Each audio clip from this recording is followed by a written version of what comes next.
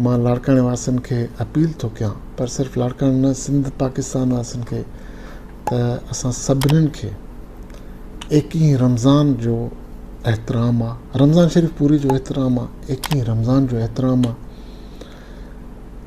असां इन में इबादतूं हर हवाले सां असां मक़सदु जेतिरियूं कयूं इबादतूं उहे घटि आहिनि, छो जो बाबरकत महीनो आहे। एक ही रमज़ान जे हवाले सां जेतिरो शिया हज़रात जेके आहिनि जेतिरो बि कनि उन सां असां गॾु आहियूं, पर महिरबानी करे तव्हांखे पाण खे ख़बर आहे करोना जी वबा आहे, उन में जेतिरियूं बि एहतियात कयो वञे उहो घटि आहे। महिरबानी करे सोशल डिस्टेंसिंग खे बरक़रार रखो। तव्हांखे पाण खे लाड़काणे में तव्हांखे पाण खे अंदाज़ो आहे त करोना जेको आहे केतिरो फैलिजी चुको आहे, ऐं ख़ुदा न ख़ास्ता इहे मजलिस या इहे इन्हनि शयुनि में जेको राति जेके वीडियो वायरल थियूं उन में तव्हां पाण अंदाज़ो कयो त काई सोशल डिस्टेंसिंग न हुई, काई SOP खे फॉलो न पियो कयो वञे।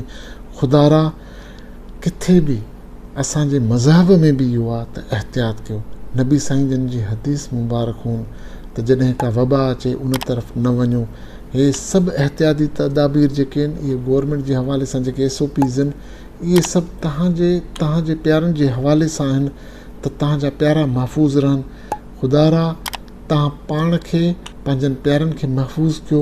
वधि में वधि करोना जहिड़ी वबा खां जेतिरो तव्हां एहतियात कयो ओतिरो बहितरु आहे। इहो सिर्फ़ु तव्हांजे लाइ न पर तव्हांजे प्यारनि जे लाइ बि आहे। तव्हां सभिनी जी वॾी महिरबानी। पाकिस्तान ज़िंदाबाद।